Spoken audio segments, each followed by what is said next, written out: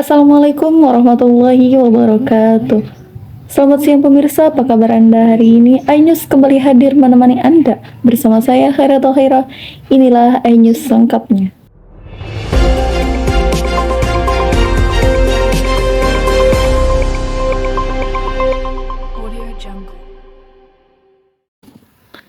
Baik pemirsa, mata kuliah pertemuan kedua Teknik Reportase dan Investigasi Berita telah dilakukan dengan baik.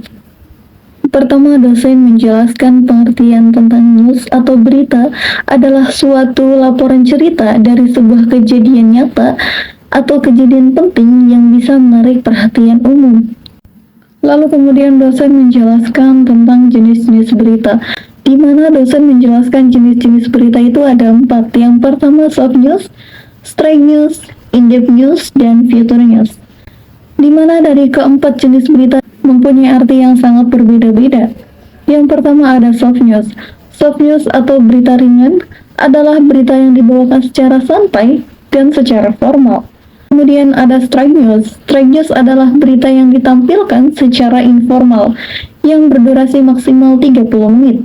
Dan yang ketiga ada in-depth news, yaitu berita yang dikemas secara sesuai dengan kenyataan atau faktual. Dan yang keempat adalah future news.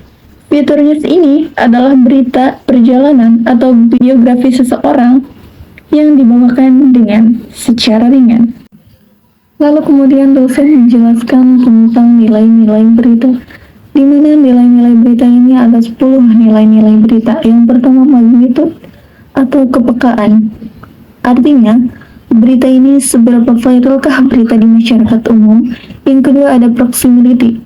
Artinya, berita itu harus dibuat agar masyarakat itu merasa peka. Dan yang ketiga, aktual. Maksud dari nilai-nilai berita yang ketiga ini adalah beritanya itu harus terbaru, terkini. Dan yang keempat ada impact. Maksud dari nilai berita yang keempat ini adalah dampak dari berita tersebut. Dan yang kelima ada unusualness. Unusualness yaitu adalah berita yang aneh atau berita-berita yang di luar nalar, berita yang tidak biasa. Sedangkan yang keenam adalah human interest. Human interest itu adalah ketertarikan terhadap manusia. Sedangkan nilai berita yang ketujuh adalah konflik, di mana nilai-nilai berita yang ketujuh ini adalah masalah antara dua orang atau lebih. Yang kedelapan adalah surprising, di mana nilai-nilai berita yang nomor 8 ini adalah berita yang mengandung kejutan, berita yang mengandung surprise bagi masyarakat umum. Dan nilai-nilai berita yang ke-9 adalah seks, di mana nilai berita yang ke-9 ini adalah berita tentang kasus kekerasan asusila. Dan nilai-nilai berita yang terakhir adalah information, di mana berita yang mengandung informasi kepada masyarakat umum. Lalu kemudian dosen menjelaskan tentang syarat-syarat berita. Apa saja syarat-syarat berita itu? Syarat-syarat berita itu yang pertama harus aktual, kedua faktual, ketiga menarik, keempat penting, dan kelima harus seimbang. Lalu dosen kembali menjelaskan tentang apa itu isu. Fact, isu adalah suatu masalah yang belum terpecahkan yang siap diambil keputusannya. Sedangkan fake adalah suatu hasil pengamatan yang objektif, real, atau nyata, dan dapat dilakukan identifikasi oleh siapapun. Lalu dosen melanjutkannya tentang wawancara. Teknik-teknik dalam wawancara itu yang pertama harus ada narasumber, ada dokumentasi atau foto, dan harus ditulis. Maksud dari ditulis dari wawancara ini adalah menulis apa yang telah diwawancarai kepada narasumber. Dan macam-macam wawancara itu ada 7.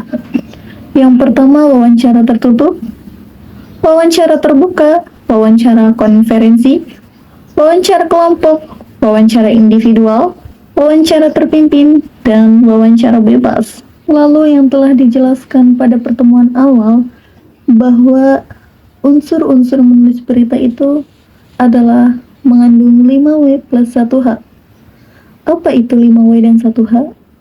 Yaitu what, when, where, why, who, and how. Dan dalam teknik penulisan berita, hal pertama harus ada judul, link berita, tubuh berita, dan ekor berita.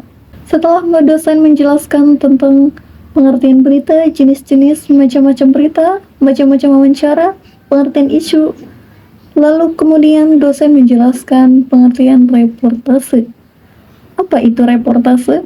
Reportase adalah sebagai proses pengumpulan data yang digunakan untuk penulisan atau pembuatan karya jurnalistik.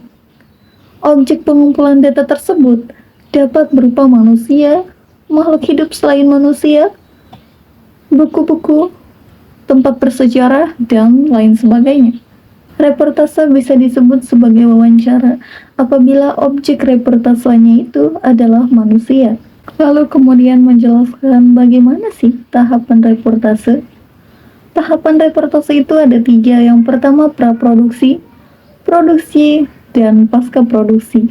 Apa sajakah tahapan reportase yang pertama praproduksi itu? Praproduksi yang pertama adalah perencanaan liputan.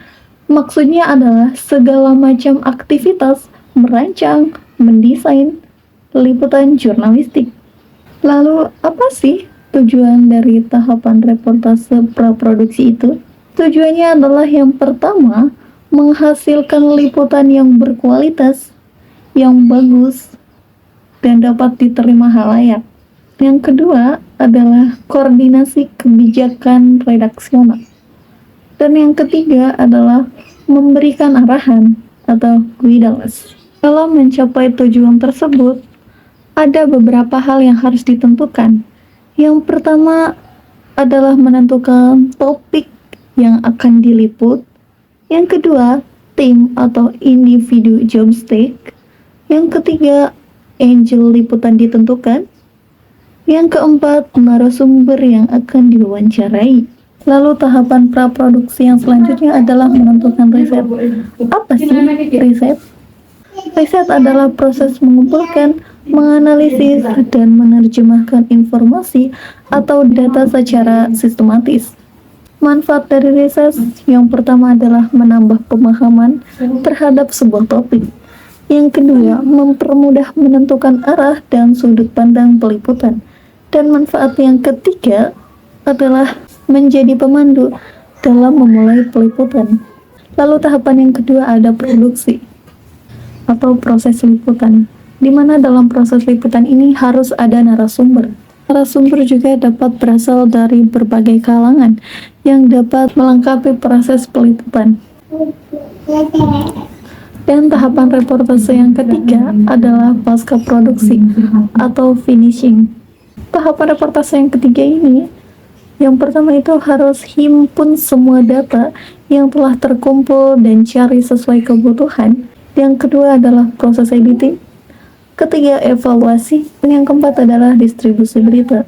Terima kasih atas perhatian Anda. Wassalamualaikum warahmatullahi wabarakatuh dan sampai jumpa.